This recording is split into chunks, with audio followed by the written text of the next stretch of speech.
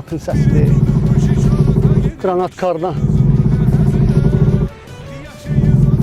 Qranat Aqil, Qranat Aqil. Bangladeş'te tahta gören Aqil salam qadam nətərsən? Aqil qadan nə var nə yox? Oo, məhəbbət, xoş gəlmişsən Sağ bizim ol. Sası Motorsa. Sağ ol, Nə Aqil. problemin var? Sağ Aqil, yolla gedirdim. Belə qranatın səsi o qədər taqqıtıraq başıma işləyir. Yəni qorxuram ki, məni yolda qoyun, cəldə bilərsən qadana. Problem yoxdur. Təzəsini qoyaq, get sür kef elə. Neçəyə? 100 manata. 100 manatım yoxdur, oğlum biraz üzrdə xahiş edirəm səndən. Sənin üçün 50 manata təmir edib qoyacaq üstünə, get sür. Ha? Aqil, mənim 50 manadım da yoxdur qadana. Sənin nəyin var axı? 5 manadım var.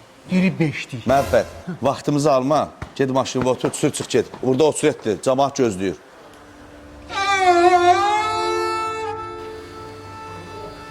Məhəbbət, məhəbbət. Məhəbbət. Məhəbbət. Nə olub sənə?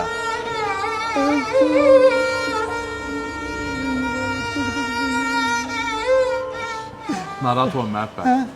Sən biləsən ki, nə dəyişsə də insanlıq olmayıb.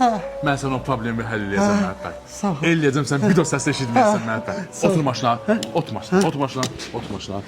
Şu. Ha, xod da. Səsi gəlir.